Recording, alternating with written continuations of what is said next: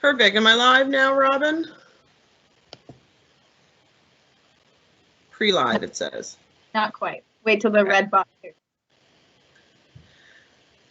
Okay, good afternoon, everybody. We'll call the meeting to order. This is a special meeting of the Board of Police Commissioners to discuss the budget, some changes to the budget as a result of the pandemic.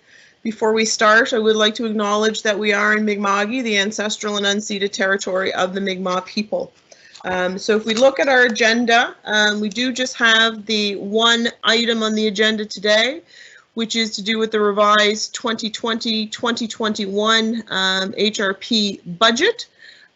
So at this point in time, I would call for approval of the order of business if there are no additions or changes to the order. Just want to use it. I have a quick question. Sure. Lindell speaking. Yes, Lindell. So I'm just wondering, since it's the first police budget, do we, or should we wait to another meeting that's not a special budget meeting? Do we want to have a very brief and quick update just from the chief of what has actually happened related to COVID-19 and going into the budget, or should we wait for another actual meeting to do that?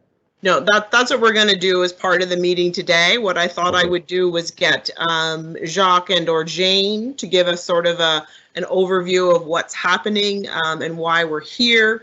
And then we'll talk to Dan about the specifics of the budget that he and I have discussed already. And then we'll get into discussion with the members. So yes, we will be doing that.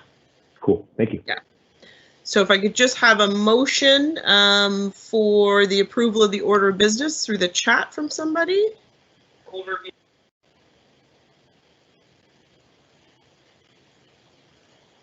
I'll move it, Lindell Smith. Great, so moved by Lindell and a seconder. I'll second Carlos Field. Great, and Carlos will second that. Thank you very much. So the next item on the agenda is the call for declaration of conflict of interest. Is there anybody in today's meeting that does have a conflict of interest that we need to be aware of? Hearing none? Great, we'll move on. So just before we start, I would just like to just do a little bit of an introduction as to sort of the purpose of today.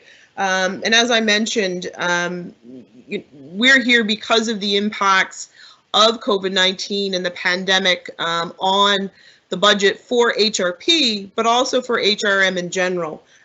Certainly the response to COVID and the impacts are being felt far and wide across a number of sectors, and certainly coming to us because of the potential impacts from a budget perspective on HRP, when there is an impact on HRM through taxation and a number of different revenue sources for them that do provide the funding. The budget target was presented, sort of set by council as it normally was. We've had this discussion not that long ago, but this has certainly necessitated some revisions. And the purpose of today is really to understand, A, the process, how we've got to what those new targets are, and then to discuss the revision and to come up with a motion that will go back to council. I will remind people that that would be our standard process. We would make the motion based on the information that is provided to us, and then that motion would go to council to be dealt with however they would see fit. So I think it's important just to note that the chief and I have had discussions about the plan thus far, and we're now at the point where we do need to make that motion for it to go to council. So that just really sets the stage for how we got here at sort of a very high level and what our objective is today. So what I would like to do, Jane or Jacques, I'm not sure which one of you would be appropriate to speak to it, but if you can sort of talk about sort of the discussions and what's happened thus far to bring us this point, just to sort of set the stage before we talk about the specific items with Dan, that would be great. Thank you very much, Chair Natalie. Appreciate the opportunity to speak to the board in this respect. I will ask Jane to also speak on this matter. So as you can appreciate, we were in a pretty strong financial position going pre-COVID-19. You know, the economy was going well here in Halifax. Our financial position was was very strong. GDP was very strong. Employment growth was very strong. HRM had a very healthy financial situation, healthy reserves. Our costs were being well managed. Revenue was coming in very well. COVID-19 has changed all that. We have a serious financial challenge on our hands. We effectively have about an $85 million gap, actually $85.4 million budget gap that we're trying to address. So when this COVID-19 situation arose, we knew that we were going to be challenged with revenue and costs. So all of the business unit directors were asked to revisit their budgets. They were provided with new budget targets. And those budget targets, as you are well aware, represented somewhere around $5 million for police. We had an initial budget target that was much more aggressive, but it would have involved laying off, permanent layoffs of employees going forward. So we took that off the table after conversations with directors. Every business unit was going to end up with some serious layoffs.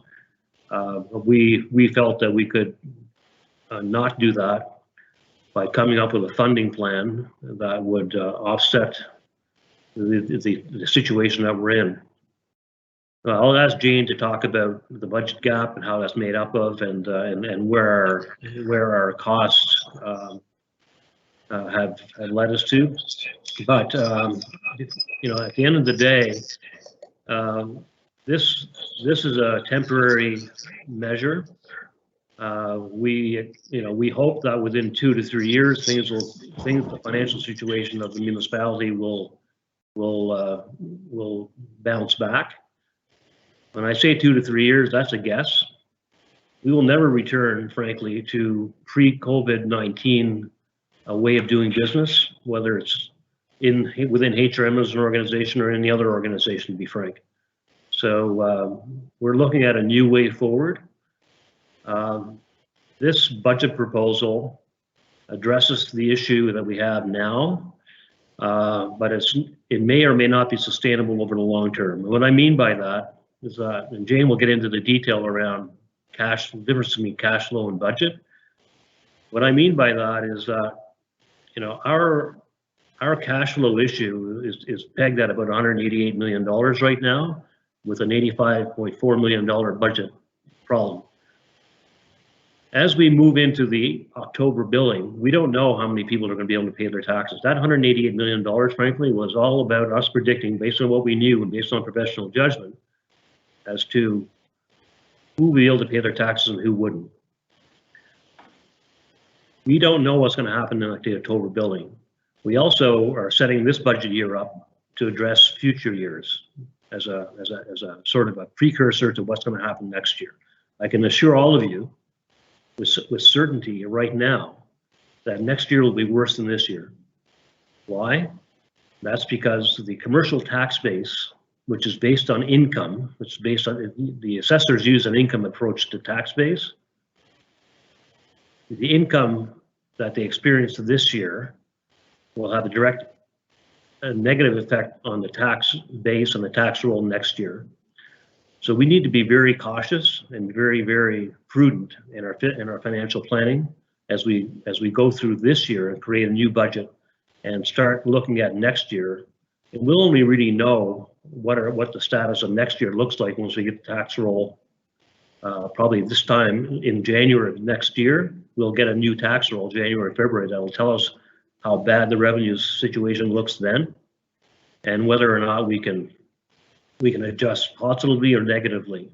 And I'm in a situation where we're planning for the worst and hoping for the best. Yeah. We're also working with the province on a variety of measures, you know, we've yet to, other than being permitted to borrow money for 3 years at low interest rate, which we're very thankful for, frankly. Thank you to the province for putting that in place. We still have to pay that back within 3 years. In other words, you have to make payments every year for 3 years, and that's a direct hit on the actual budget of HRM. If we get more funding for things like capital under infrastructure programs, we may be able to take some of that, offset some of our things that we have cut out of the budget with some of that new, by them freeing up capital from operating on our side. So, council will be in a position, maybe, possibly, potentially, to look at adding things in. As Jane will say, always says, it's much easier to add things in than to take things out.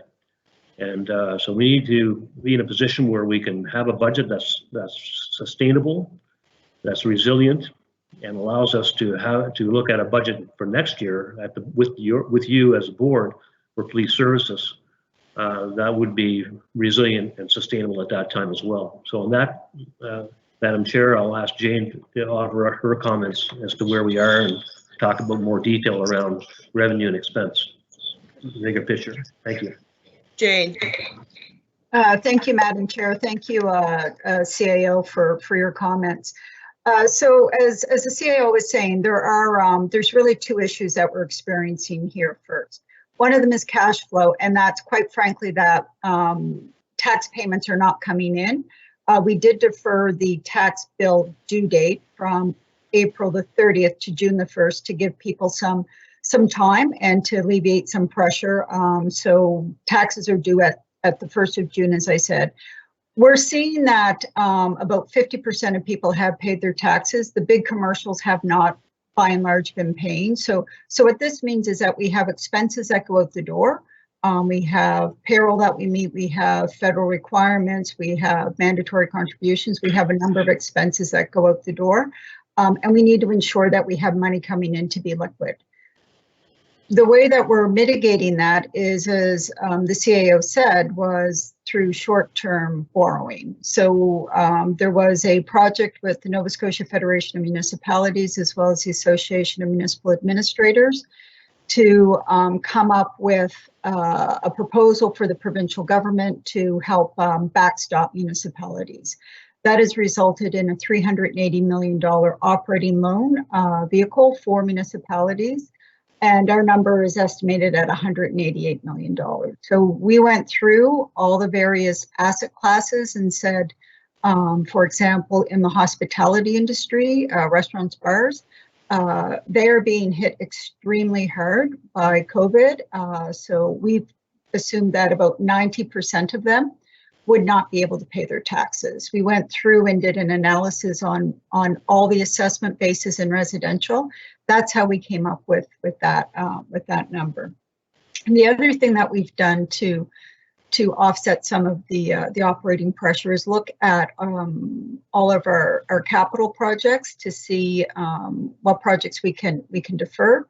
And what that does to cash flow. So through that exercise, we've been able to identify about $100 million in capital work that we're recommending be deferred to next year. It's a number of reasons. Some of it is just capacity of the industry to do it.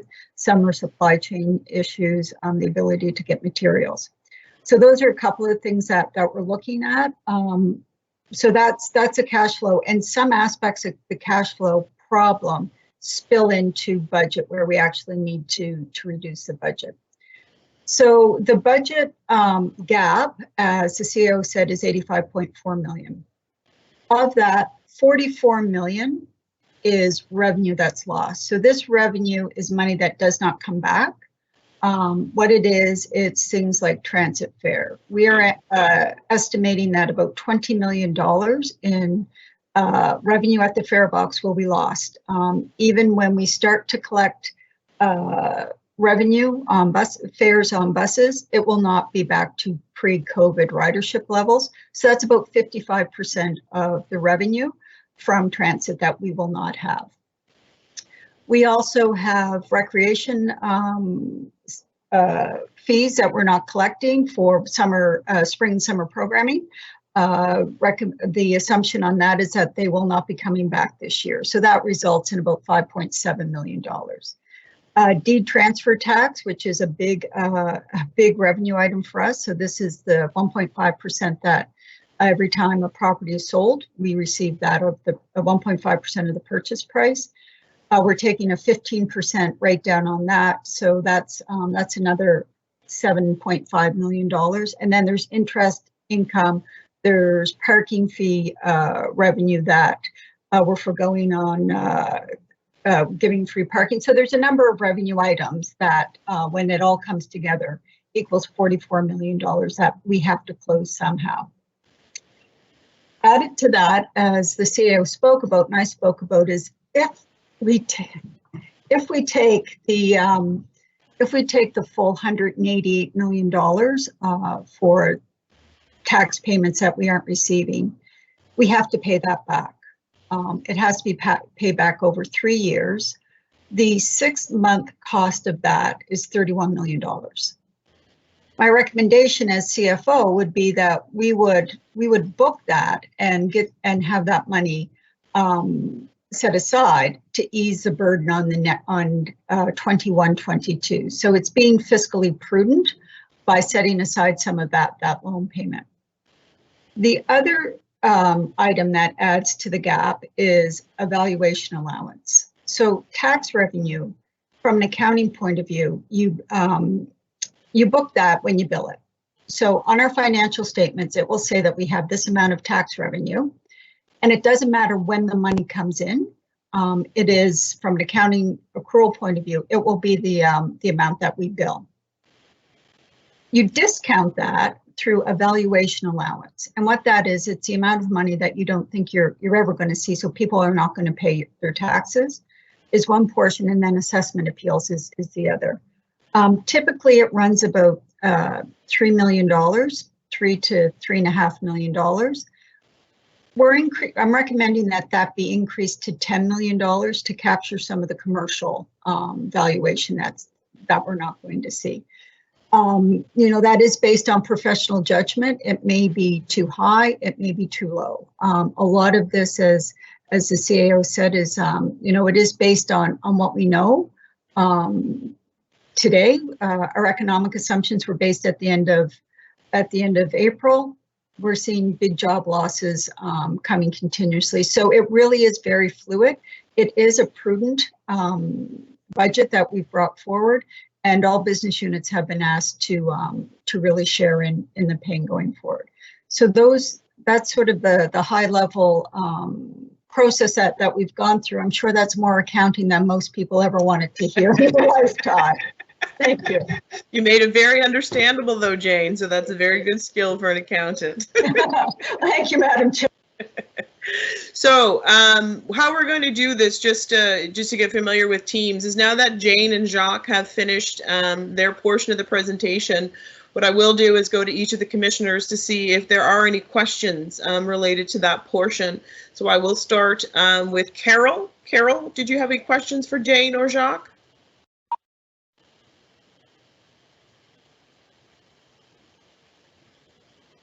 Carol, are you there? Okay, we're not hearing you, Carol, if you can hear us. So what I'll do is I'll move on to the next. Carlos, did you have any questions for Jane or Jacques?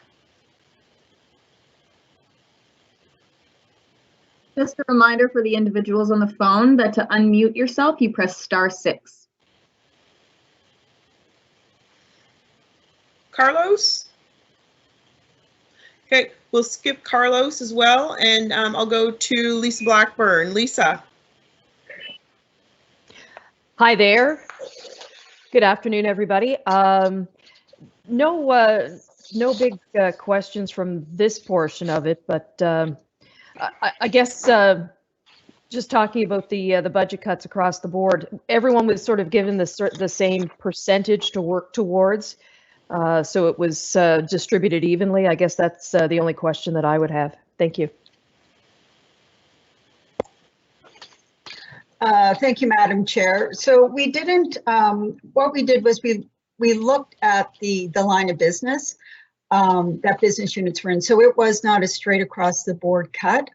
So as you know, through part of the response to COVID, the CAO had issued a directive to lay off casual term staff. So in April, there was almost 1,500 people that were either laid off or were given notice that they would not be called back to work, simply because there's no work. as well as that there are some assumptions that are being made around when business will come back. So it was, as I said, no summer or spring programming, transit, parking coming back with revenue on June 1st, gradual ramp up. So it really depended on what the line of business that everyone was in. Some business units had a much more aggressive target. You know, if they had contracts, it was to look to see where it was, where they could get, you know, do they have to deliver service at that level? So it was a bit more targeted and tailored than it is when you do an across the board cut. And then business units were asked to come back, and we met as a senior leadership team to discuss what it was going to take to meet the target. Understand. All right, thank you. Okay, Tony Mancini? Excuse me, Natalie? Yes? It's Carol. So I did star 6 2 or 3 times to unmute me, but didn't seem to work. So I canceled the mute on my phone, and that is seems to be the answer here. Okay. I did have a comment. Or a question. I wanted to just ask in the same line as Lisa, is this a figure that was asked for all business units or a percentage?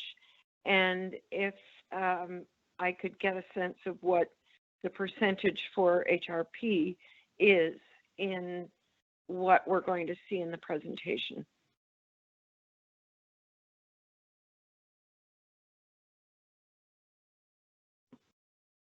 Jane?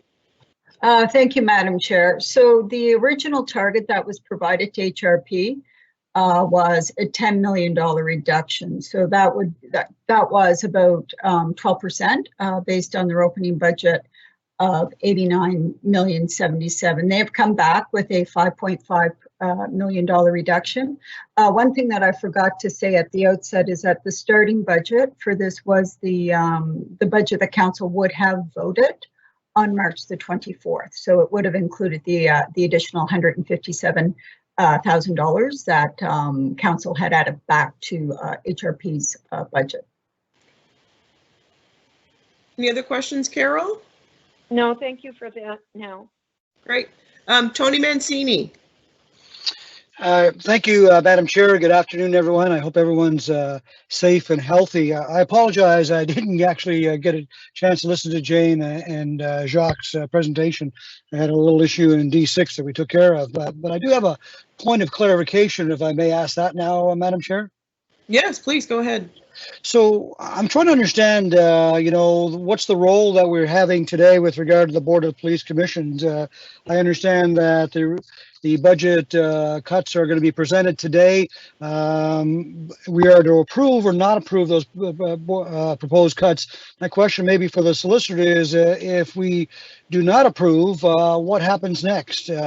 I know that we can't say anything about where things are cut because that's not our role to speak on operational items, but can we as a Board of Police Commission suggest that we, you know, our cuts are less than 5.5 million, or even in fact the opposite of that, in more? I'm just trying to understand, you know, can we talk about increase or decrease in the cuts? What is our role? What we're able to do today? So that's a point of clarification. Yeah. So what we had talked about at the beginning was this really follows, Tony, what our standard budget process would be. You know, we have, you know, preliminary discussions, as I've had with Dan, about where, you know, the money is needed, what's happening based on a target that's set from finance. So we've been given a target again, same as we were back in March. So really our goal today is to really evaluate that, to look at Dan's presentation where he's suggested that we do make the changes to meet that target, and then really we would make a recommendation to council as we always had. So once we've seen the full presentation and had everyone's questions answered, then the discussion will be at that point in time. What is our recommendation going to be, and what will the motion be that we put forward to council? Because as always, we make a recommendation to council on the budget for HRP, And then what council chooses to do with it is really up to them. So Yeah. I'll ask. Sorry, Madam Chair, I understand that, but my question is, do we have the ability as the Board of Police Commission to, if we turn down the recommendation, to suggest a different dollar amount be cut? That's my question. Yeah, As a board. the recommendation is what we want it to be. So maybe Jacques, you can correct me if I'm wrong, but we can recommend approval, we can recommend deferral, we can say, no, we need extra money. I think the floor is open, but the point is really to gather the information, listen to the presentations first, and then we'll decide what that recommendation will be based on that. So it's really the same as the normal budget process that we follow. We just, you know, COVID's just given us a new target. No, and I appreciate it. I just want to be clear we have that ability to make a decision. The other point of clarification, are we going by committee of whole rules today with regard to our questions? So typically there are 5 minutes and 3 minutes, and then as many times as you wish to speak, 3 minutes each. Are we doing that today? No, sorry, you have missed that discussion. What we're going to do is we're going to go through I have an order, speaker order. So what we're going to do is after each speaker has finished, I will poll each of the commissioners to see if there are any questions at that point in time. No limits, the same as we do at the normal meeting. We'll then go to the folks on the phone, and then we'll also go to the chat. So you will have more than one opportunity to ask a question. We would just ask that folks are not interrupting the speaker, that it's going to be a little bit more structured than what we normally are, but we'll make sure everybody has every opportunity to ask any questions that they do have. Thank you for that clarification, Madam Chair. Great, thanks, Tony. Lindell? Yeah, no direct questions with me. Most of them have been addressed. And I also want to note that most likely Tony Mancini is the only one who is business on top, but everyone else has party on bottom. So big shout out to Tony Mancini right now. But no, I'm good and look forward to presentation. I'm wearing a dress, so I'm going to get lumped in with Tony. Anthony, Tony Thomas, did you have any questions at this point? I do not, Natalie. Okay, and then I'll go back to Carlos. Carlos, were you able to sort out, get off mute? Yes, I did. Thank you. I'm not sure. Could you hear me now, or? Yes, I can hear you fine. Perfect. Yes, no, I have no questions. Thank you. Okay, so I'm just going to have a peek at the chat to see if there's any other questions that got populated there. Ooh.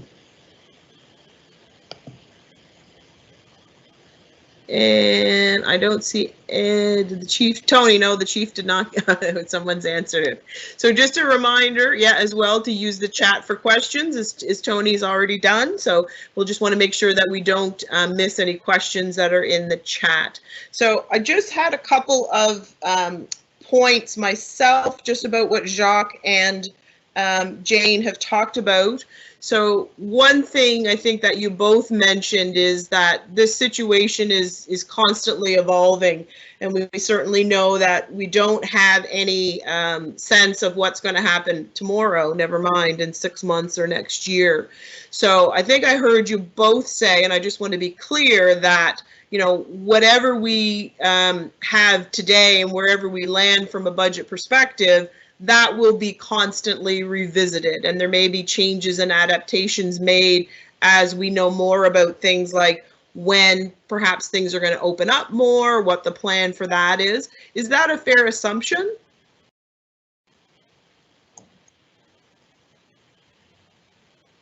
Jane or Jacques? Thank you, Matt. I think Jacques. Yes, that would be a fair assumption, Madam Chair. So I think that's important for us to know that this is not a one and done in terms of the discussion, that there will be an opportunity to come back on that. And the other question that I had was just around federal funding.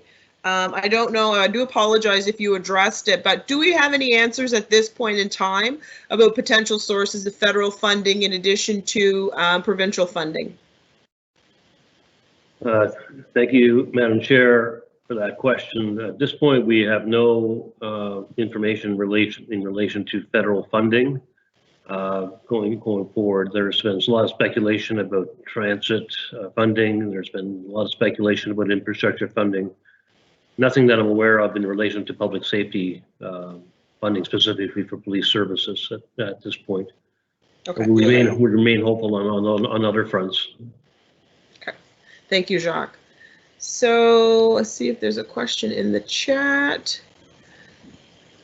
Okay, great. Nothing for the meeting. Robin's dealing with those. So next, I guess what we'll do is we'll move on to the presentation from Chief Kinsella Dan and Craig Horton. Okay, good afternoon, Madam Chair and Commissioners. There I see the presentation has come up. So I will provide a brief presentation, and I'm happy to take any questions following that. Next slide, please.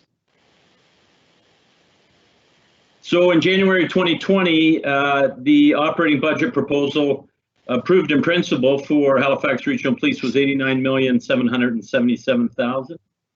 And in light of the financial constraints due to COVID-19, we participated in a budget exercise, and from that, a target to reduce the budget by $5,514,000 was developed. And today's proposal, we have brought forward a result of that direction that reflects those reductions. Next slide, please. So a variety of assumptions were made in developing the proposal, and most notably in 2020-2021, the approved wage model was used. And salaries and benefits are this year almost 97% of our total budget. And next slide, please.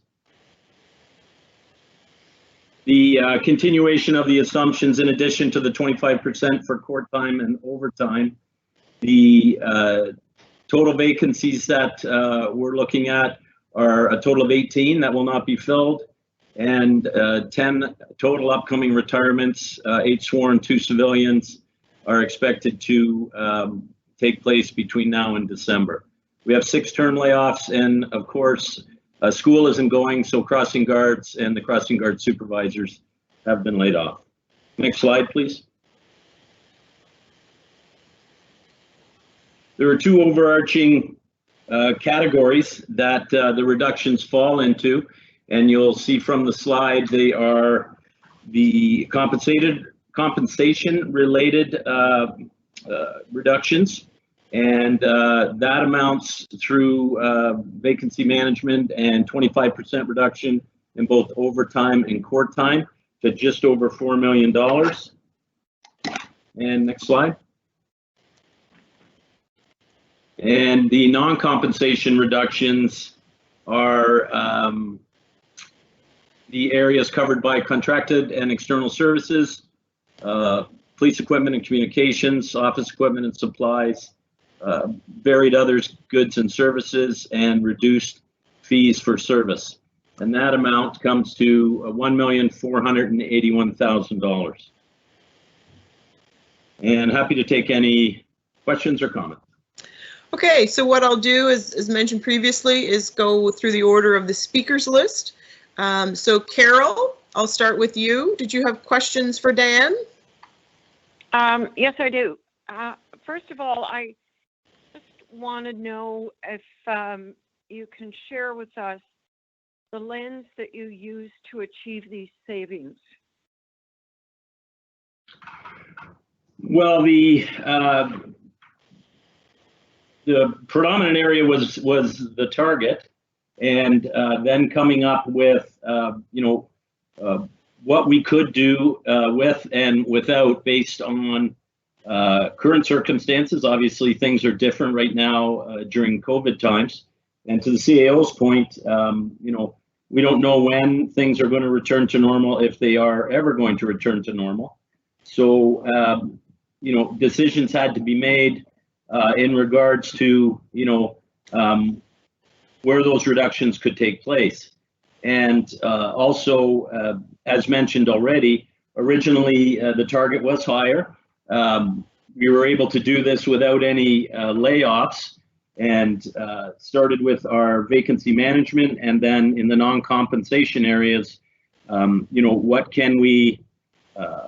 where can we make reductions and still deliver effective and adequate policing?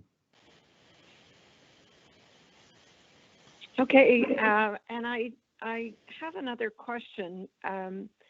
You referred to some of the community school officers through this, and I just wondered what the planning is for that, and if you're looking at a certain date for those positions, those people to kind of restart, or is there any, now that we know schools are closed until September at least, there should be some savings in there, but will this budget mean that those positions the CRO, SRO positions be gone for the rest of the year, or? Okay, thank you, Madam Vice Chair. So the 17 sworn positions are currently not going to be filled as a result of the reductions, and decisions will have to be made where those positions are going to be left vacant. So the short answer to your question is no, there will still be a contingent of community-based officers that will be deployed, but with 17 less positions, I'm going to have to look at with the senior command team, where are we going to carry those vacancies and how best can we manage the workload that is left behind. So that's the answer to that piece. Currently, we're okay because schools aren't running. Currently, we're okay because people are not out and about in the community. And, we're okay right now because traffic is less in both pedestrian and vehicle. So those are the things that we're dealing with. When the schools open, we will obviously have people in place. Whether there's the same number that there was, we have to look at that. So there will be 17 positions that need to be covered off, and I will do that with the senior command team and make sure that we have the people in place where we need them. Thank you. Is that everything, Chair? Okay, great. Thank you. Carlos?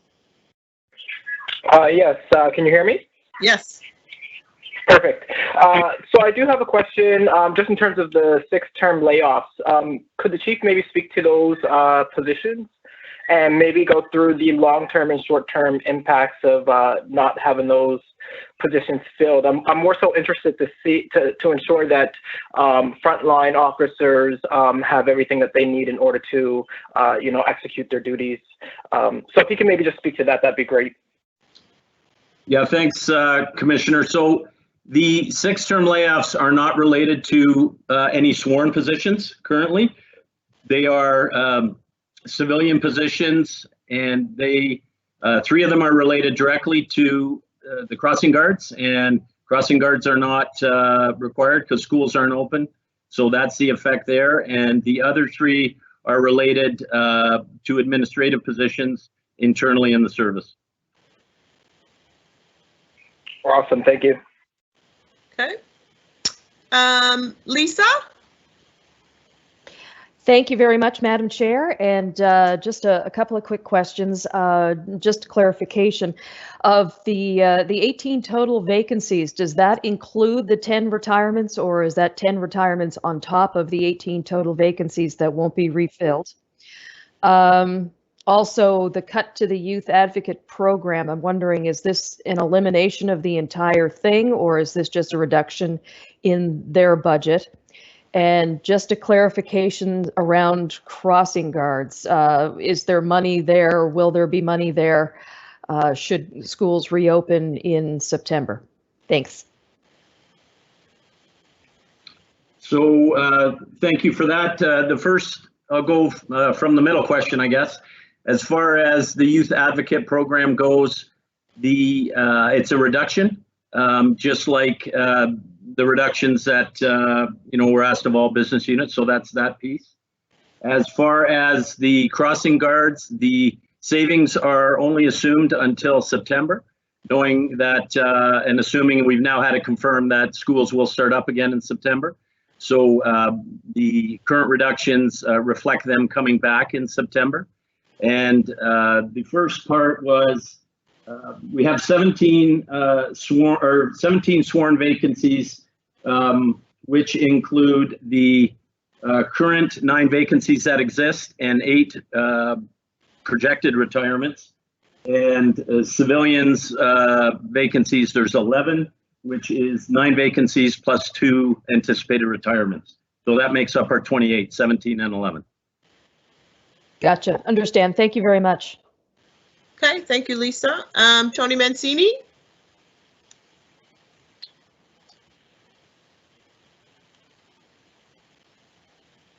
Tony, you think you may be muted?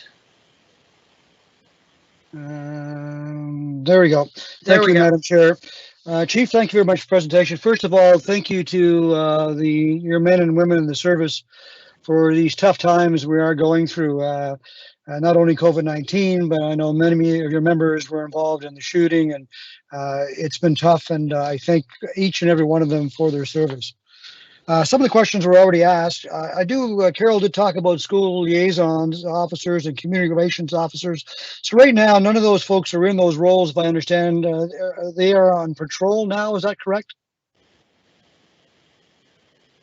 Yes, thanks, Commissioner. And that is in fact correct. So working with our union executive and the members, we actually came up with an alternate deployment model to ensure frontline business continuity while we protected our members for potential COVID exposure. So all of those resources have been assigned to the front line to make sure that we can deliver on those services. Again, it's important to remember schools aren't going, the vast majority of people are not out and about in the community. So under the current COVID situation, we are able to, do without that resource on a full-time basis. I can tell you that a lot of the work still goes on off the side of desks and at other levels within the organization should something come up. But the bulk of it, the bulk of our patrol strength is ensuring that we maintain our frontline continuity as we have to go for the calls for service. So we will continue to manage that and then adjust. And the chair mentioned, this is a fluid situation. We don't know how things are going to change, when they're going to change. Part of what I need to do is to continually assess with my senior team and in consultation with other stakeholders to make sure that we're prepared to deploy appropriately given the situation we're in. Yeah, thank you for that, Chief. I think Dr. Strang last week released a strategy on how we're going to open up things, and it'll be slowly and gradually. A date has not been disclosed when that begins, though we did have the parks open up. So if I'm hearing you correctly, as things open up again, you'll readjust, and maybe our community police officers returning, or at least a portion of them returning to the job. I have a number of other questions also. In previous meetings at Board of Police Commission, you made reference to preventive and proactive policing. These changes that are happening, you're putting in front of us today, these cuts, how does that impact the preventive and proactive policing versus just the reactive stuff that's going on right now during COVID-19? Thanks, Commissioner. So we're always responding in those two ways, whether it be proactive or reactive. And it certainly is contingent on the environment. So currently, there is currently still both going on to varying degrees depending what's happening. An example I can give you is that the entertainment district downtown, this is just one of many, is currently closed down. So we don't have the bars and restaurants open. We don't have, events going on at Scotiabank Center. So there isn't a lot of pedestrian traffic downtown. So as a result of that, while we still are out on proactive patrols, there isn't, there are things to see, but there isn't as much as there might have been otherwise. So that's just one aspect that we're dealing with under the COVID environment. As things begin to reopen, I suspect that it will be gradual, as you mentioned, and we won't go from, our average of 10,000 people downtown on a Friday and Saturday night immediately, but we'll see a gradual uptake in what's happening down there, which will cause officers to deploy and respond in different categories. So on the one hand, they'll be out proactively patrolling down in our areas to show high visibility and officer presence to prevent, let's say, disturbances at bars. And at the same time, they'll react to those type of calls if they do come in, depending how many are happening at any given time. The other thing that we've already seen in regards to motor vehicle collisions, particularly vehicle pedestrian ones, is there have been fewer, and part of the reason is because fewer people are out walking on the streets. Anyone that's driving downtown on a nicer day or on the weekends, we can see that there are many more pedestrians walking. So those kind of things will increase gradually, which will increase gradually our responses, either reactively or proactively. Yeah, thank you for that explanation, Chief. And this may have been covered earlier on by either Jane or Jacques, but I apologize for joining in late. But did you talk about the Police Emergency Reserve Fund? Can you speak to that? What's that fund for? How much is in that fund now? I'll defer to the CAO or CFO on that, if that's thanks, Chief. Because I just don't know, Council. Yeah, no problem. Thank you. Jane or Jacques? Certainly, Madam Chair, through you to the Commissioner. So there was a reserve fund that was set up for police emergency events. So it would be for significant events that would occur that would have large costs with it. There was about $1 million in there. In 2016, Regional Council approved changes to the reserve business case. Originally, there had been about 54 or 56 reserve business cases. So what we did was we collapsed them and categorized them under those three categories of risk, opportunity, or obligation.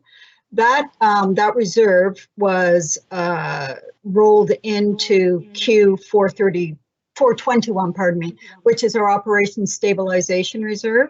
So it's similar to where we go to access funds in the event of severe snow season.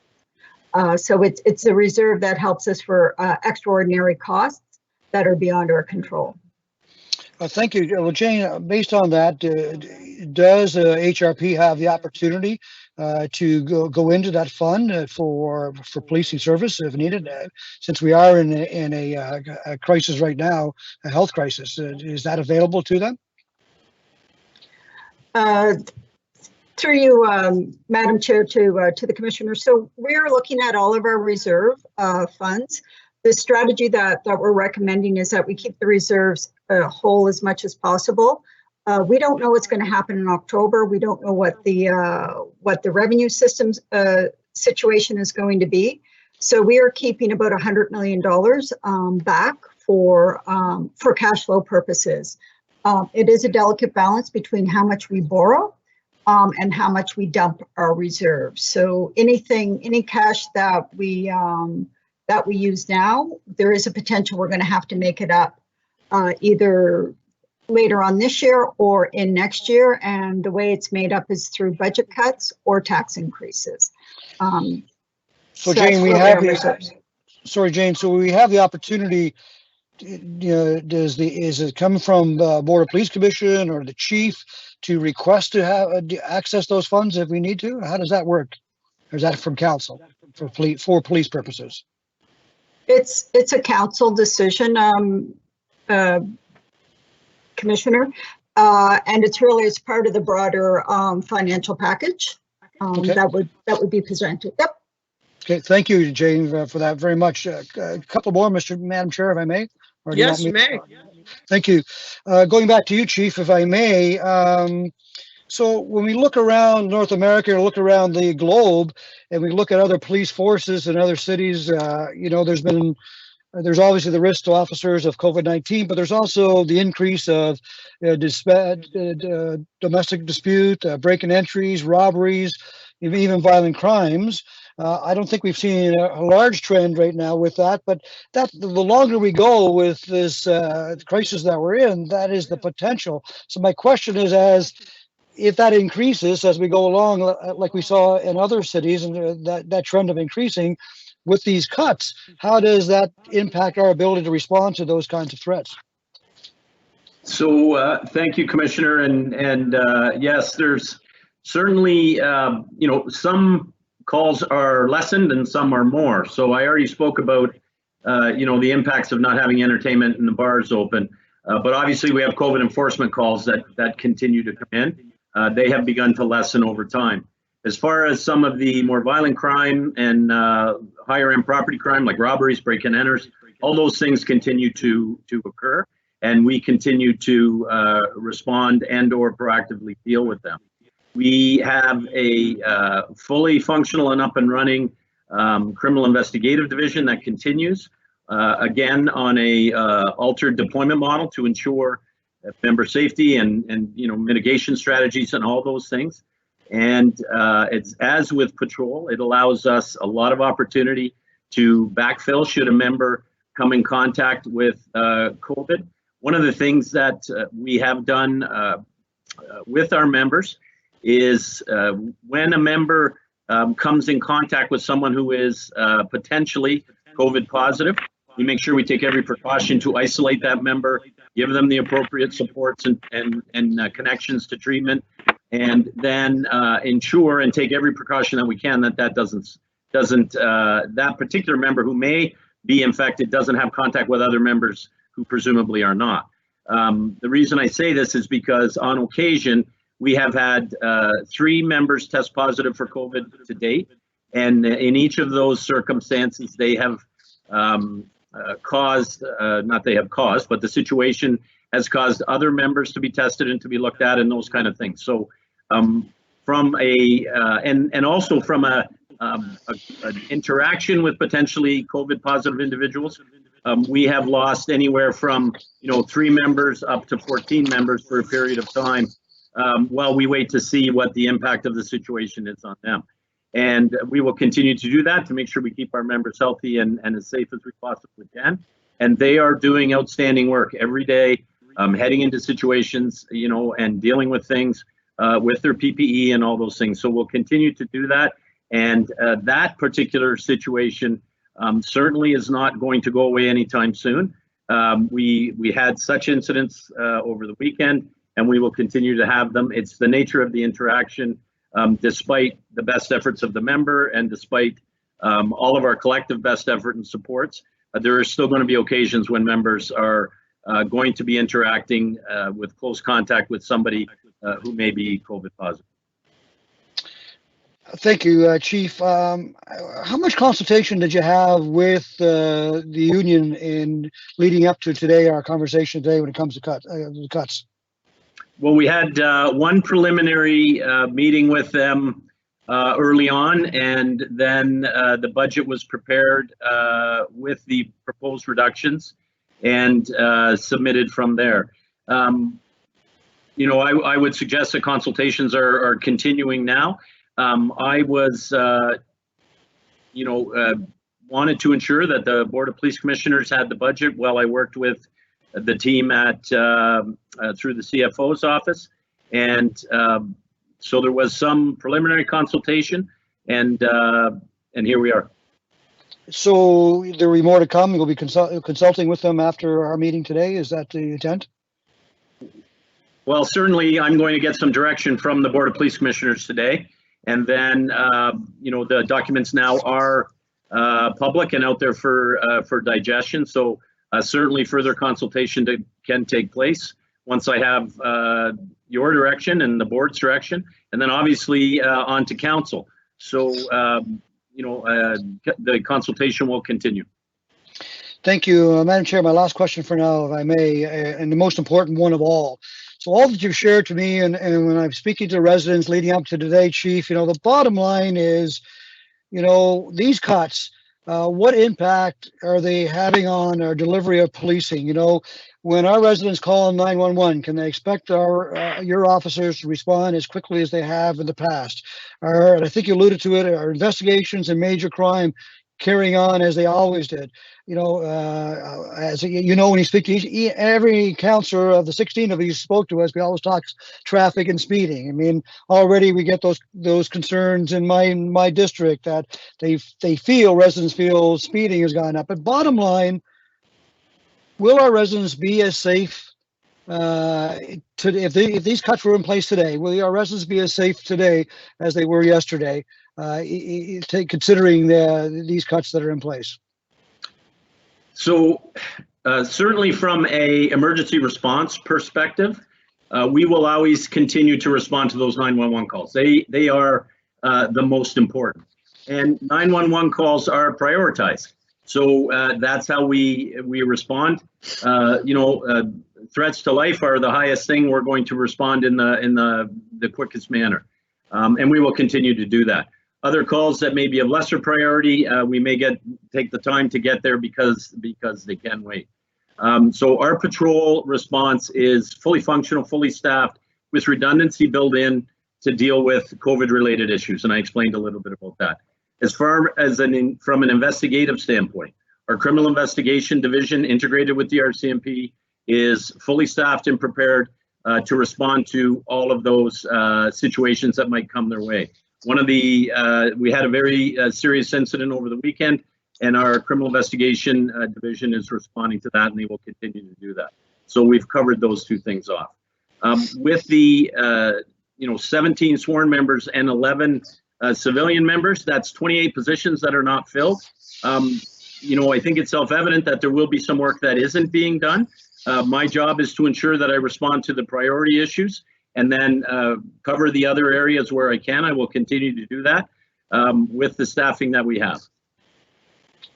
So that's a yes, that our residents can consider themselves just as safe as they were before?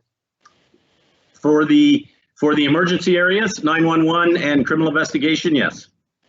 Thank you, Chief. And Madam Chair, thank you for allowing me this time. Appreciate it. No problem. Lindell? Hello. Yep. Thank you.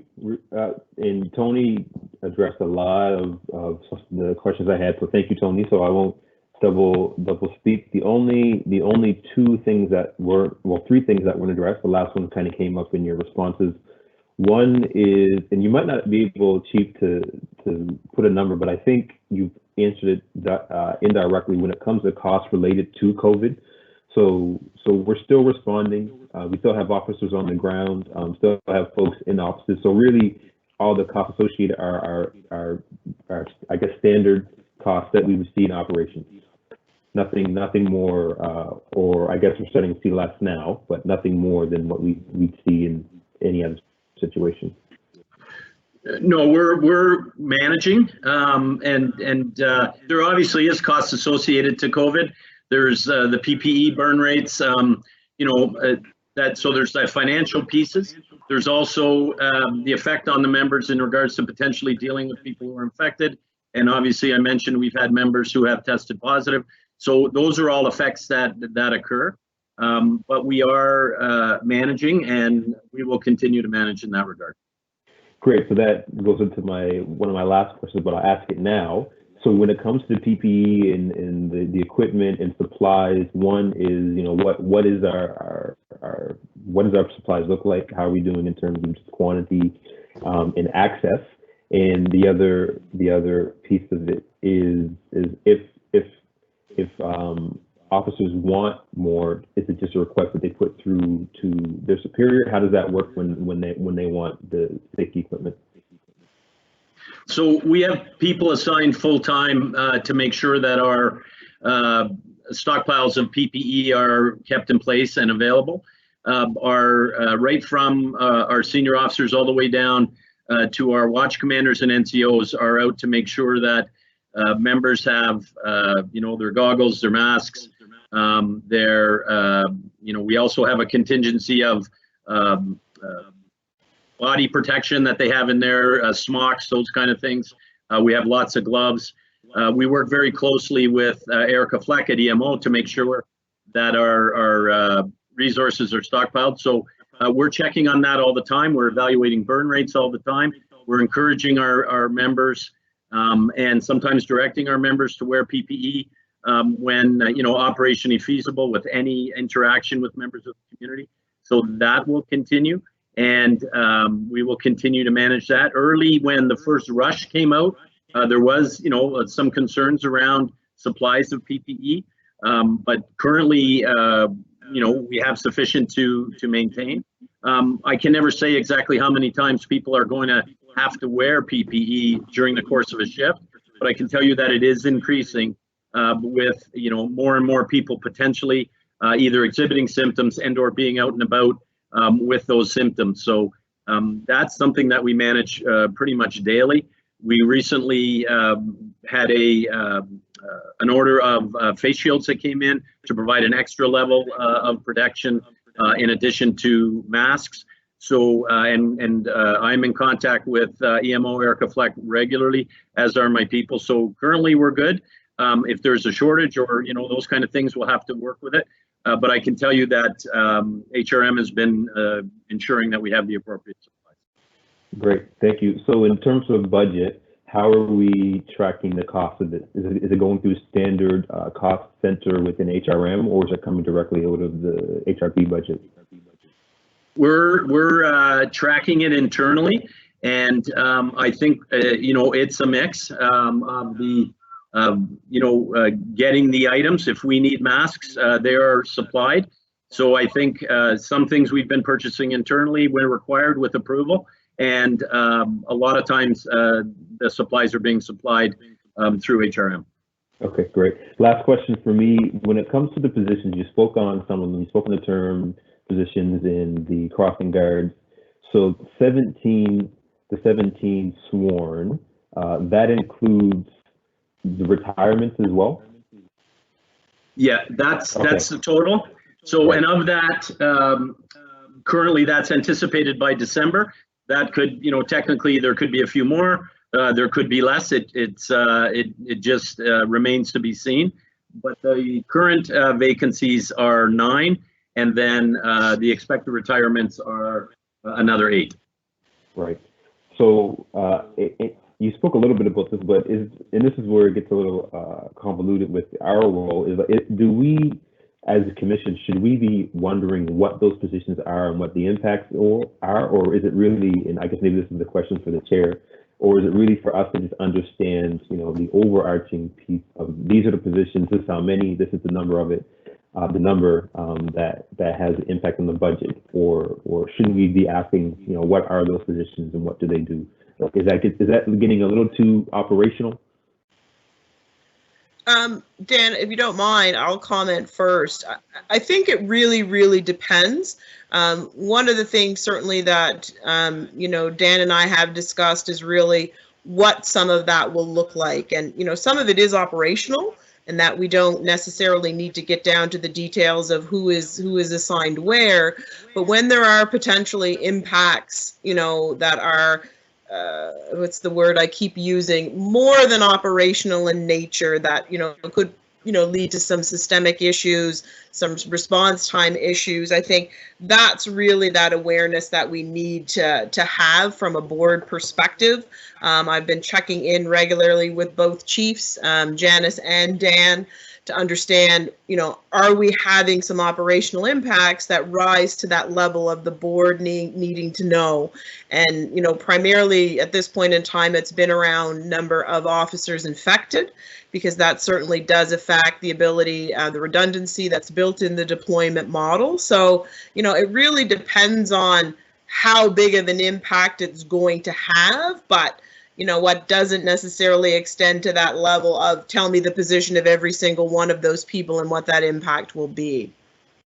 Dan, I don't know if you want to add to that or clarify. Yeah, so I'll just add a little bit. And Commissioner Mancini brought up some of that. And certainly we are always going to respond to those emergency situations. But with 17 sworn and 11 civilian, and I've already mentioned it, I'll just mention it one more time. There's gaps, right? There's things that aren't being done. My job is to ensure that the most priority work is getting done, and I will always do that to make sure that we're responding.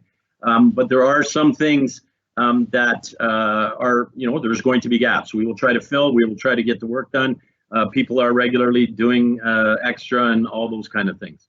So, and, we're talking about, in my view, short-term sacrifice. We are in a situation of severe financial constraints that we don't know how long will last. And we will, have to work with the environment that we have, and we'll continue to do that. So, there are going to be obviously some impacts, and, I can't get into all the impacts operationally publicly because that just isn't something that should be spoken about. But there will be impacts, both sworn and civilian, for the positions that are there, and we will do everything we can to make sure that some things don't get done. But there is, it's self-evident. There is things that positions that are not filled. There is going to be some work that we can't do. We're not going to let it affect public safety. Great, thank you so much. I'm good. Okay, Tony Thomas. Oh, yes. So far, with just listening to all the responses here, and the commissioners had addressed most of my concerns, but I just have one comment, and I think Dan sort of addressed this just a second ago. But how does this budget and everything that's going on impact your recruitment activities for the future? So thanks, Commissioner. And what we would normally do is manage our vacancies in advance. So we do advanced planning. You'll recall that last November we graduated 23 new recruits to come into our service as sworn members, and all 23 of those members have been deployed. Normally pre-COVID times, and we were in discussions to set up our next round of police college, which would have likely started in January. And we would have started to plan anticipated retirements, how many vacancies do we have, those kind of things. And, since we've hired 39 people since last July. So we're moving people in and keeping the positions stocked. With COVID, there's obviously a lot of restrictions and our inability to do it. And with our financial constraints, we are not able to do it. So, there's always the opportunity to hire lateral people if we can't run a class. So that's one way that we can do it, and we would normally do it. But long term, we have to look at this fiscal short-term sacrifice, hopefully till next April, and we will have to manage with the vacancies we have until then, and then look to see where our financial picture is going to be beyond that. The reality is, and I believe the CAO mentioned it earlier, is we don't know what the impacts will be going into 21, 22, or even 22, 23. So, and we don't know, how the city is going to open and how we're going to function, not only as a city, but what is going to be required. So, my job is to work with everyone to adapt and be able to respond to the different scenarios. And I think the chair mentioned they really change daily. And, we don't know where we're going to be next week, never mind next month. So we're trying to make sure that we're providing appropriate and effective policing while we recognize that we're under some very serious financial constraints due to the situation we're in. That's all I had. Thank you. Okay, I have a couple of questions. I did have a problem with my video. Robin, can you still see me and hear me? Okay, good. Two things.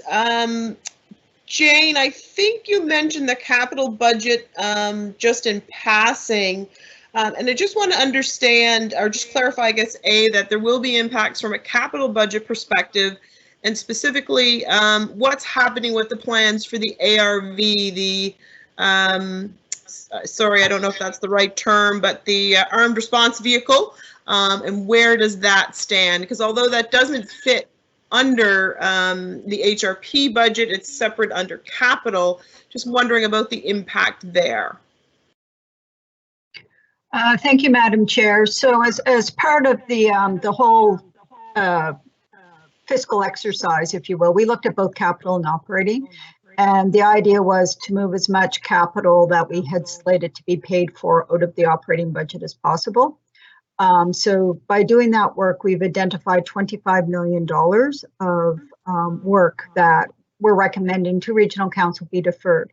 There isn't any from the operating budget. There are no impacts to police projects in that recommendation. The ARV was approved in last year's capital budget, so that would be what we would call a carry forward project. We have looked at a number of those projects as well to see which ones will be moving forward. That's more from a cash flow point of view. As far as the vehicle goes, my understanding is that it had been ordered, but there are problems with the plant, that it's not working and that they are behind in delivery dates. As far as what that means for HRP and service delivery, I think I can't answer that. Chief Kinsella would probably be better situated to respond to that question. So is the cost, and that's more my concern, is the cost from a budget perspective, that cost is deferred essentially as well if the vehicle itself is deferred. Is that correct? So we won't have to pay for it until we receive it. So it's a cash flow issue. Okay. It was budgeted and approved last year. Okay, that makes sense.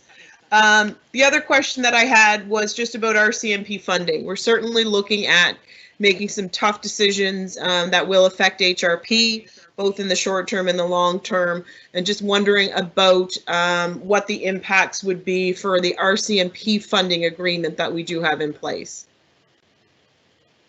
So thank you, Madam Chair. So we have not received anything from RCMP indicating that there would be any changes to their budget. So we are currently keeping it at the level that it had been previously. We did have about $468,000 in the what we call fiscal for additional services that RCMP may ask for. That money has been removed from fiscal budget to flow to the bottom line to offset some of the budget pressure. Okay. So the overall costing, aside from those costs that you mentioned, the costs that we do pay that are, shared between the province and the municipality, those are under contract, are they not? So there's probably, there would be a process to amend that under the contract if we needed, would there be, or? So my understanding of the way that it's developed is through the policing. It is the contract, as you said, and it's based on the cost of RCMP service delivery. So basically the province tells us what the cost is and we allocate that in our budget. We have not received anything from the province indicating that they would be reducing the any of their budgets, and specifically nothing for RCMP. So we still have the full amount built in. Okay, thank you. Just a couple of comments. Actually, no, what I'll do first maybe is go back to everybody to see if there are other questions. Carol, do you have any other questions at this point? Not at this point. Okay. Carlos? No questions at this point either. Lisa?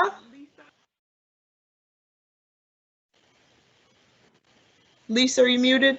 Sorry, yes, you answered, you asked my question about RCMP, so I'm good, thank you. Great. Lindell?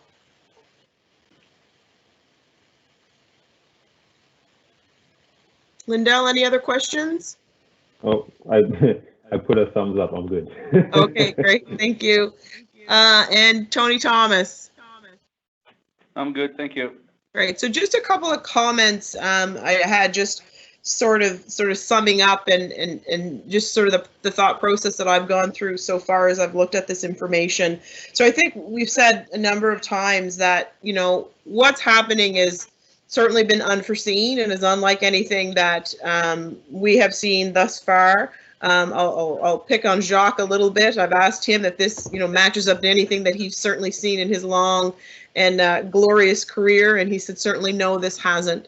So, you know, these are very, very challenging times across the board, I think, for everybody, both on a personal and a professional political, business level, everything that we could imagine.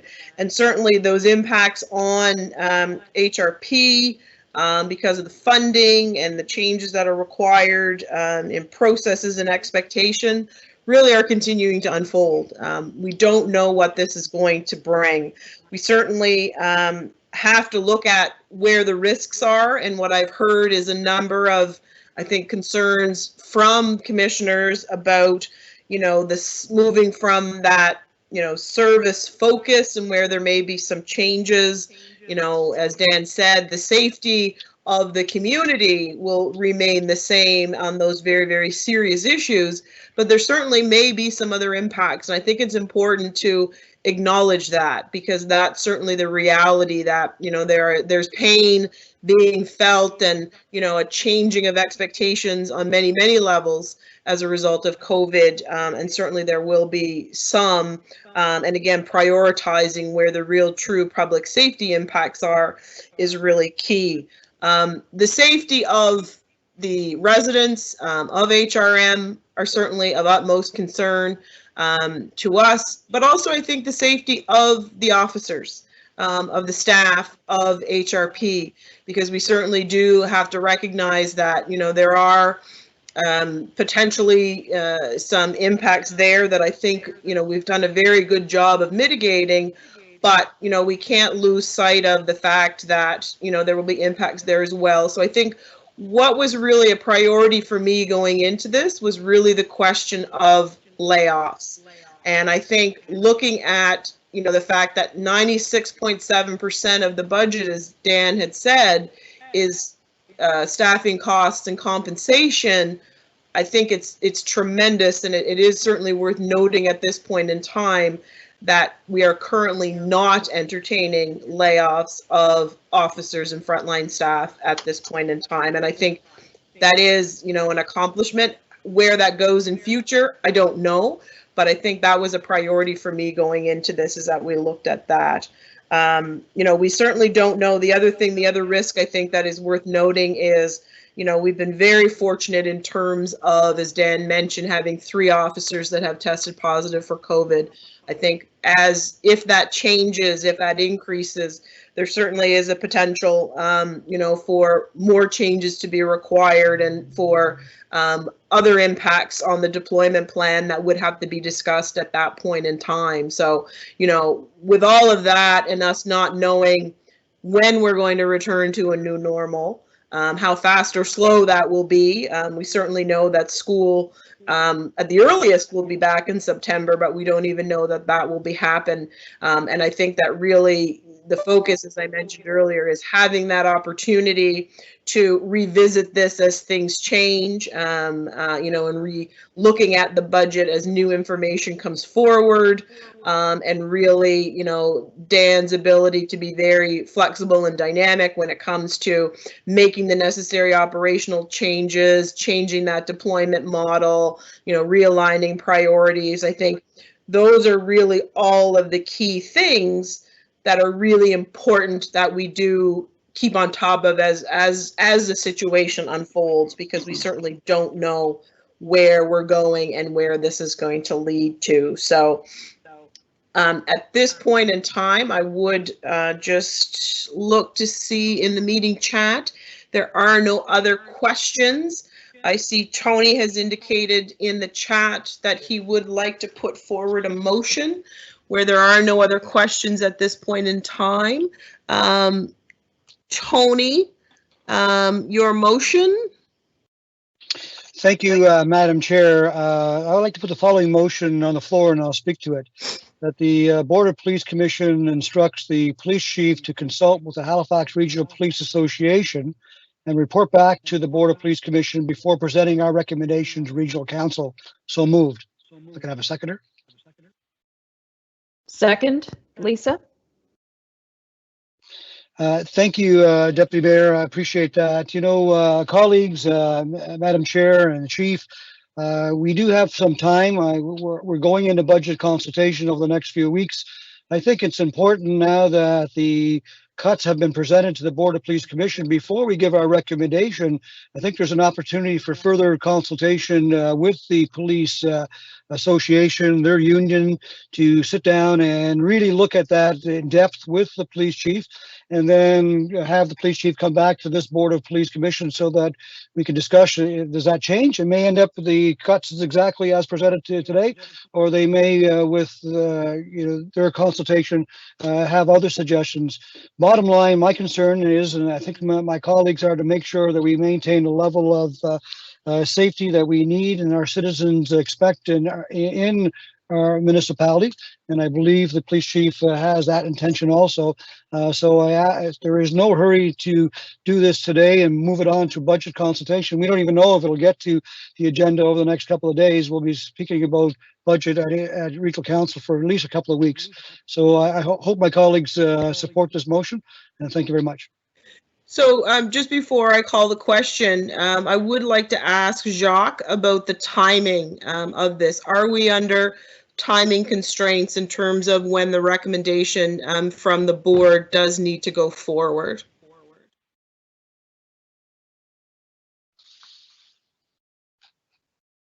Jacques, are you there? Yes, I am. Thank you, Madam Chair, for the question. No, we're going to be in the budget meetings for at least a couple of weeks. We have a bunch of meetings scheduled today, tomorrow, Wednesday, and then following that next week, and there may well be other meetings scheduled with the council. So, I would certainly suggest to you that if there's going to be consultation with the union further to this meeting, that it happens sooner than later, so that it can be brought back to, that information can be brought back to the board next week on a special meeting perhaps, and we go from there. I would just caution at this point, though, that it's not our practice to get out there with all of the unions in terms of budget deliberations. This is a council process. So, I use caution that on that point. I think Chief has already indicated he's had some conversations with the union. We certainly always welcome that. The union has already expressed to the board in writing on two pieces of correspondence already. So I would just throw up a bit of a flag of caution there in terms of what expectations you're creating, not only with that union but other unions. Thank you. Yeah, and I think from just a process point of view, that's not something that we've traditionally done from a budget perspective. And that consultation really, once the budget is set, is usually at that point in time then around, the changes to the deployment model, as the chief has mentioned, that those conversations have already had. So I guess I'm a bit leery of thinking that any substantive changes to the budget ask can really be made, and that it's really, again, in that deployment model and working out those operational pieces that, in my mind would still happen regardless of whether, if we approve the budget, those discussions I think will go on. And, if this motion goes forward, I question whether that's just delaying the inevitable work that would happen. I'll certainly poll the commissioners just for any discussion on the motion that is in front of us, going through the order again. Carol?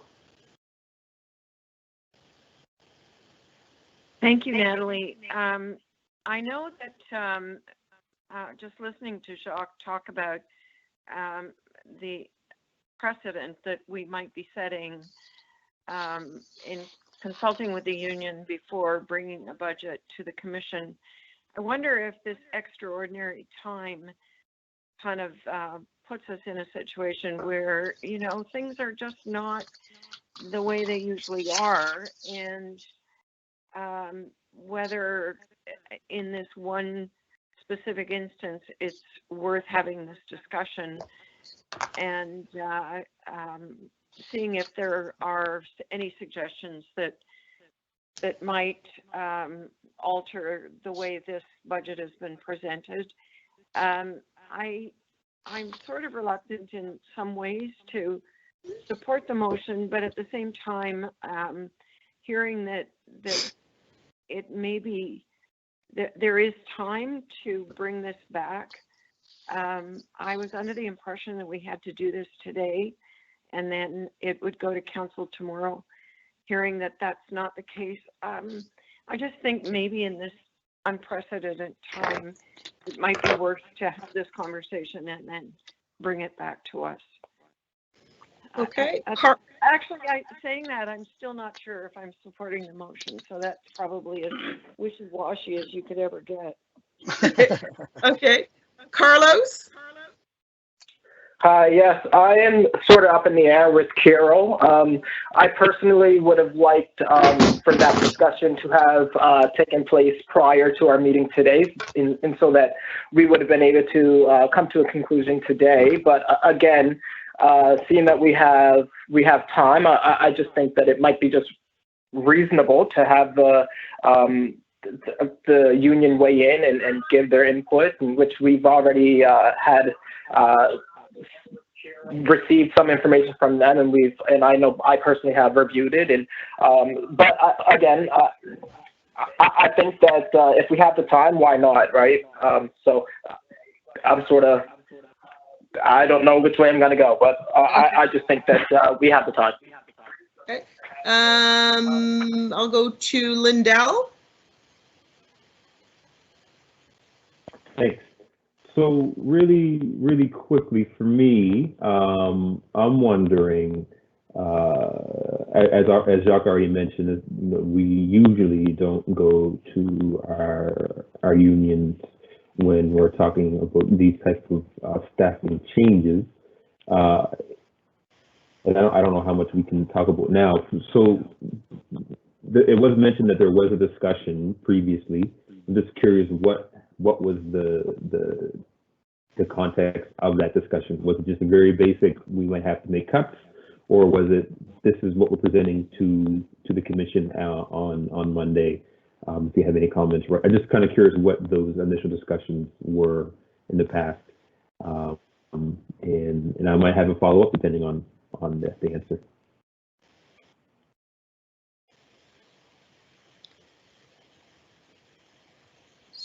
So I think that would be a question for Dan or whoever has the answer. Well, I'll ask Dan to speak specifically to whatever conversations he's had with the unions at this point. I believe he articulated that to a certain level earlier in the conversation today. We also have had two pieces of correspondence today from the unions articulating their position on the proposal going forward. So I'm not sure what more information we would get out of the meeting. I can tell you at a high level corporately that certainly had a meeting, and I've had correspondence with all the union leaders on the situation, on the seriousness of it, on seeking their collaboration, their cooperation, their leadership in terms of helping address the situation going forward. It's articulating clearly what the problem is, what the go forward plan might look like, and how long this may last. So everybody is on the same page, and certainly I've been providing them with information as I actually did this morning in an email to all the union leaders earlier this morning regarding where we are going with the budget and those kinds of things, and thanking them for the collaboration. So that's what I can say about that. Perhaps Dan can weigh in again on what conversations he's had with the unions. Thank you. Over to you, Dan. So yeah, just in regards to the preliminary meeting I spoke about earlier, it was just that, a orientation, no specifics were discussed. I wasn't at liberty at that time, and quite frankly didn't know what it was going to look like. So I think that the restrictions that we're all under in regards to COVID, the financial situation that we're all in, certainly bears the thought and processing considerations, and we have done that here as part of the process and presented the recommendations. So thank you both. So my follow-up was going to be, and it still is now, and Jacques mentioned it, is just the outcome of doing this motion, and what happens after discussions are had. That's where I'm a little confused. So if we, and theoretically you have the meeting with the unions, and they're not happy or they suggest different staffing changes, then would you come back and give us different numbers or different budget target is kind of a question that I have. And then if that is the case, how, going back to my initial question around operations, like how deep do we then get as the commission when, you know, say the number changes from 17 to 15 or 17 to 16 or 17 to 8, or even it turns to nothing? How do we as the commission then discuss what's happening operational, the operational aspects of these talks? Because obviously the unions and the folks within it, the membership, can really get down to the nitty-gritty of operations because they're in it, they're members of the force, and they can really talk about how these impacts have, where us, we're high level. So this information, when it comes back to us as a commission, how do we then have a discussion around what came out of that, knowing that, you know, we're taking the advice from the chief and the CAO of what they believe service impacts are, and I think it's important that we do listen to the unions because they are on the ground. But you know, we don't want to know if Officer Joe should only work a 2-hour shift, and that's going to save us money, or we need him to work 4-hour shifts, and we can't save money. So I just don't know how, if there are changes that come back, it's going to be the same sense to us of these are the numbers that we're going to reduce or not reduce. Do you accept that? So that's where I'm a little lost on, like, how, if something does change, how do we then have a discussion of what has changed and how do we go forward? That's why I'm a little on the fence too, because I just don't know, once it comes back, how we have further discussion at our level. Yeah, and I think that speaks to the point that I made earlier, that you know, the sense that I have in the correspondence that Jacques has referred to is that it's really the operational details, that the expertise of the union would come into play. And again, in looking at what we've done on budgets in the past, certainly in my time, there hasn't been that consultation. And I think, you know, yes, things are changing, but the reality is they're changing so quickly. You know, we need that relationship to be dynamic and ongoing. We can't draw a line in the sand and say, you know, we've chatted with them and this is what it is. You know, Dan needs to maintain that ongoing discourse and that ongoing involvement as he's planning the deployment, as he's, you know, looking at what those impacts are. So I don't know, Lindell, if we can actually answer that. Yeah, it's what I'd like to do in response to your question is perhaps turn it over to Marty to comment on that. Marty, like, just understanding sort of the requirement, the authority, you know, what is this really at an operational level, or what, you know, what should guide us at this point in time? I like to talk to my lawyer about what should guide us. Hey, thanks, Natalie. Am I on? Yes. Okay. The motion, as I understand it, the question is where should the forum be for the union to voice its concerns? And there's a statutory process here, and the statutory process does not involve the union at that stage. They can be involved as a matter of courtesy, but there isn't a requirement to have them in there, and to give them, as the CAO says, it raises expectations which aren't in the process itself. So basically, the budget, the CAO and the chief work together to prepare a proposal for the board. It comes to the board, and that's the forum then for the union to make representations either to the board, or if the union to make representations to council, depending what the board does. The board can defer the matter for those representations. The board can refer it on to council, and the representation can be made there. But the intent of the statutory process is not to have the union as a legal participant at the earlier portion, because for the reasons that Commissioner Smith points out, it leads to all sorts of complications as to what eventually is going to come forward to the board itself to be dealt with. So to the extent, if the motion is to direct the chief to consult, I don't think there's authority for it. I think that motion's out of order. If indeed it's to defer the matter, so those representations can be made to the board, or whether it's to recommend to the chief that he consult further with union, then I think it's okay. Okay. Lindell, did you have any other questions just before I move on? So thank you. That was kind of my next piece of the motion, is when it with the direction. So really, should it be, because I don't think it was and maybe I could be wrong, I don't have the motion in front of us, which I'm used to seeing us having something. So this is not deferring our current motion. Would this still be passing the budget but with consultation, or are we? No. Okay. There's no motion on the floor right now. My motion. There is. There is a motion on the floor right now, and we're just having the discussion on the motion. Sorry. My motion's on the floor. There is no other motion. Yes, Linda. that's correct. Yeah. Right. So your motion, if we agree or not agree, what happens with the budget itself? So do we still move forward with the budget? No, I can speak to, I'll close. Yeah, that's what, yeah. Okay. Well, yeah, we haven't finished going through the other commissioners as of yet, so I will get to you for the closure, Tony. Just hang on. Yeah, thank you. So Linda, I think that question, Tony wants to address that when we get back to him. Any other questions before I move on? So depending on what the response is from Tony, I'll probably have a follow-up, so I'll wait and we'll go from there. Okay. Tony Thomas? No questions, Natalie. Okay. Marty, I have a question for you, just, as a point of clarification.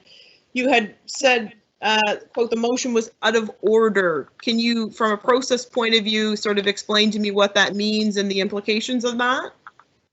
Well, it means that there should not be the motion should either be changed, the motion as it stands, and I want to be sure that I understand exactly what the motion said again. I'm with Commissioner Smith here in the sense that we don't have the motion up in front of us. But if the motion is a direction to the chief to go and consult and then come back to the board, that is not a valid motion because it's inconsistent with the statutory process. If, on the other hand, it's a motion to defer with a recommendation, that is a different issue. Okay. So Tony Mancini, you wanted to have another comment? Thank you, Madam Chair, and thank you, colleagues. So, first of all, as Commissioner Carroll stated, it is extraordinary at times that we're in, and I hear the CAO with his concern on the motion, but the police, first of all, the police is not like any other business unit, right? No other business unit has a board of police commissions. No other business unit we can't speak to about operational stuff.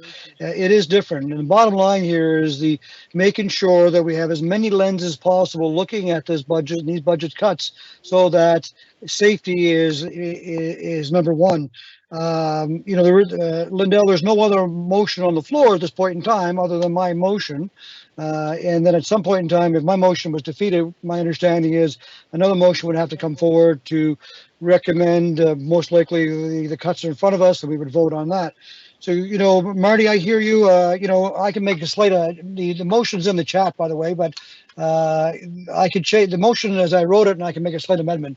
The motion again is the Board of Police Commission instructs the police chief to consult with the Halifax Regional Police Association and report back to the Board of Police Commission before presenting our recommendation to Regional Council. So I can simply change that to say that the Board of Police Commission recommends that the police chief to consult and so on. And so it's a recommendation, and we have time, colleagues. Well, I just want another lens, another conversation with I trust the police chief totally from policing matters, but I think it's important enough that we allow the police chief and the union to get together and have a conversation. The end result may be the same where we are today. so be it. But as the CAO stated, we do have some time. As long as that's done very quickly, hopefully by next week we can then make a recommendation that whatever cuts are in front of us at that time goes forward. So I hope my colleagues support it. Marty, I hope that makes it more attractive and not out of order by just changing the wording.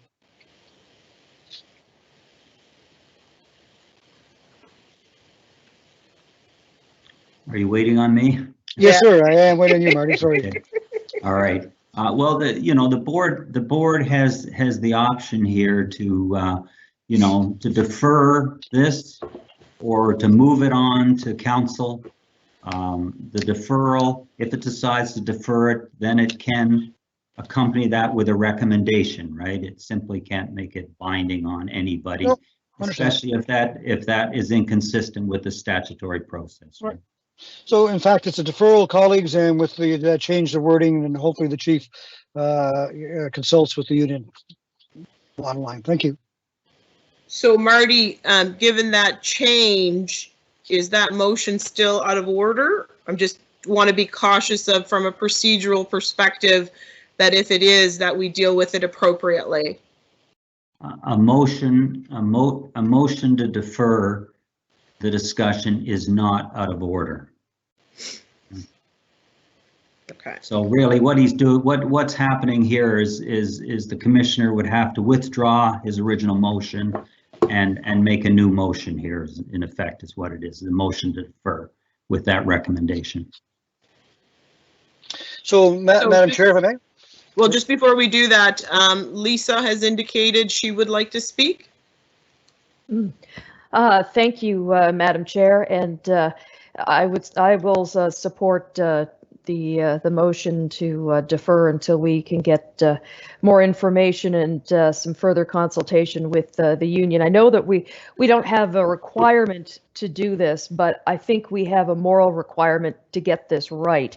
And the way we get this right is to get as much information and as much data from as many sources as possible. And although I do recognize that the union will be an incredible resource of information about operational, who knows, they might be able to, look at some of these proposed cuts and just give us something else to think about. Maybe, something we just aren't aware of right now. Now, having said that, I definitely issue a warning or a caution to the unions that just because you don't get everything that you want doesn't mean that you haven't been heard. So I think, with that, I will support deferring this until we can get some consultation from the union. Thank you. So just Tony Thomas, was there any, sorry, I don't recall if I did get to you for questions, Tony? Yeah, you did, but I had no questions, Natalie. Okay. Yeah, so I guess at this point in time, I'm just very, very cautious of, as has been mentioned, the implications of this new process. And I think things are very complicated, and this is a very unique situation. And I think we're running the risk of potentially making it even more so, and really not necessarily impacting the outcome. In that we tend to, the chief does the consultation, he makes the recommendations, and then the operational sort of impacts and planning of that is done with the union. And I don't even think we've touched on the collective agreement. I don't know what would be in that would impact sort of the rights and responsibilities of the union. And again, setting that precedent for us around, the fire union and transit union and what potentially that would mean. I think that's something that we do have to keep in mind. Our process is unique compared to the other unions that are out there. But, from my perspective, I think I would go with, Marty's talk of certainly what the statutory responsibilities are and what would be within our sort of scope of possibility, and certainly what that would mean and how that allows us to proceed. So can I have the motion repeated that is before us? So, Madam Chair, I guess based on the recommendation from the solicitor, that I withdraw that motion and then bring forward a motion of deferral of today with the recommendation, the following recommendation, that the Board of Police Commission recommend that the police chief consult with the Halifax Regional Police Association and report back to the Board of Police Commission before presenting our recommendation to Regional Council. So moved. And is there a seconder for that motion? I will second it, Lisa. Okay. Thank you. So I will call for the question, and what I will do is poll each of the commissioners, just so that we can have it for the record.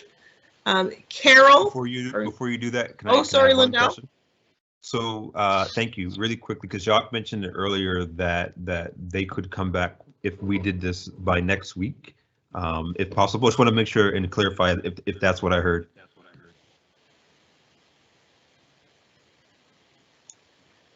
Jacques, do you want to confirm that from a timing perspective? Oh,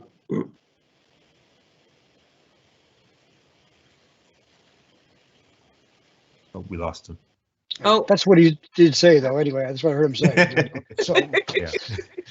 It used to be a Jane. commonly heard phrase, I forgot to turn off my mute. I think I've heard that about 3 million times so far. T-shirts, babe, t-shirts.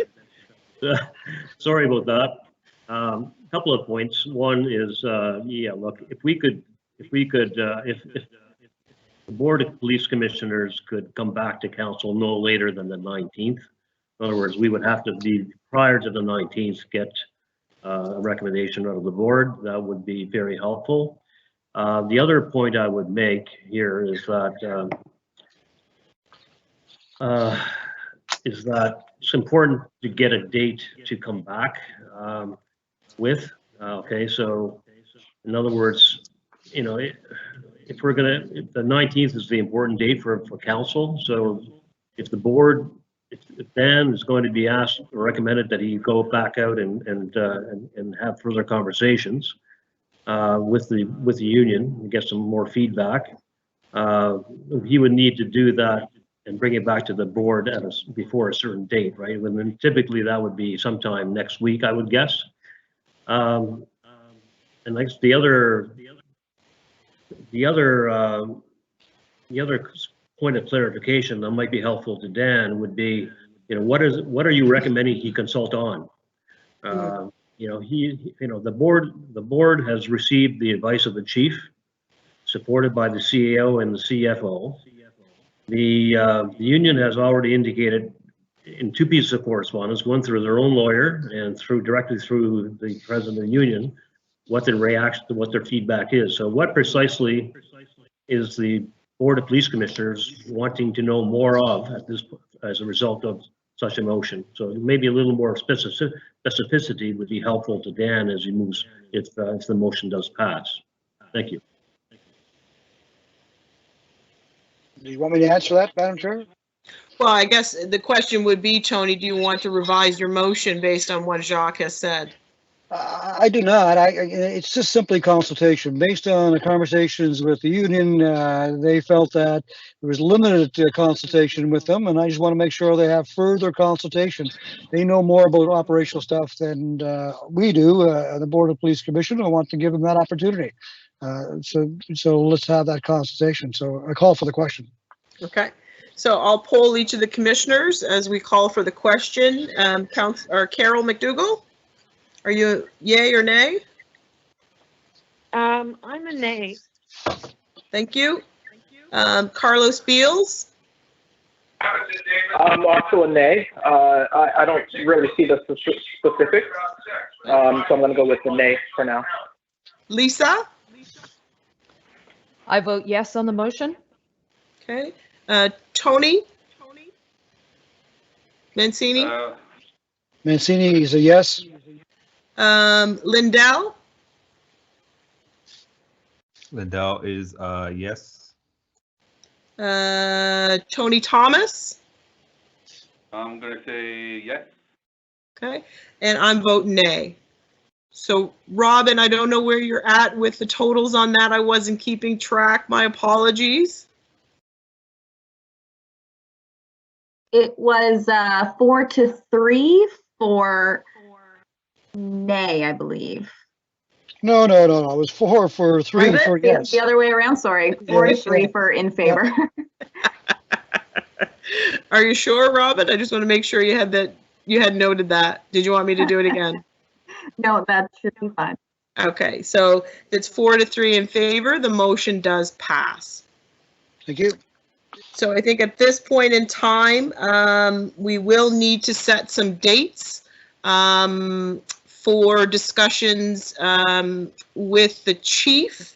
And then I'm just trying to think through here from a process point of view. I think what we need to understand, first of all, is what are the specific issues that need to be addressed through the chief's consultation with the union.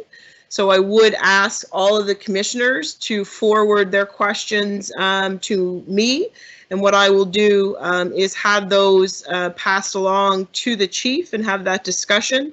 So if I could ask you guys to make sure that I do get your commentary on that by end of day tomorrow. And then what I will do is work with the chief in the meantime to set up a time for those discussions with the union to understand the timeline of that. And then Jacques, I think as you mentioned, we need to be back to council on the 19th. So we'll get a Robin to send out a poll right away to the members with some proposed meeting times. If we do have to be back to council by the 9th, council meeting is the 19th. We'd have to get back to council for the 18th. So we'd certainly be looking at a special meeting around probably the 15th, 16th, 14th, 15th, 16th. So again, those consultations with the union will have to happen within that time frame between today and the 14th, 15th, or 16th, whenever that meeting has been set. Any other comments, questions, concerns at this point? I have a question. It's Carol. Yes. So I'm wondering, for this meeting, would the chair of the commission be included in that meeting? Well, I think that's what I need to discuss with Dan and with Marty to sort of understand, you know, what's appropriate and what is not. So yes, we will have, that is to be determined at this point in time. But I think it's fair to assume that at this point it will not be a meeting of the board with the union with the chief. That will certainly respect the communication channel that the chief already has in place with the union at this point. Thank you. Any other discussion for this meeting? Nope. I'd like to thank, at this point in time, Dan, the chief, certainly for the work that he has put forward in this less than ideal situation in putting this together for us. And I would like to thank Jane and Jacques, certainly, and Marty for their, clarification from a process point of view, both for the budget overall, as well as for the meeting today. Certainly charting some new territory here, so it's always good to have our advisors there.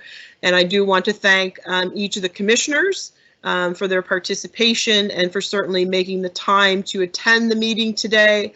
And certainly more information will be coming forward as we move forward with setting dates and whatnot. But certainly just that reminder to please send your specific concerns and questions to me directly by end of day tomorrow so that we can have those collated for Dan. And if there's nothing else, the date of our next meeting is June the 15th. And again, working within this sort of new process. Certainly we'll confirm that closer to. And at this point in time, I'd like to adjourn the meeting. So thank you. Move to adjourn. Thank you. Be safe, everyone. Thank you very much. Thank you. Thanks, everybody.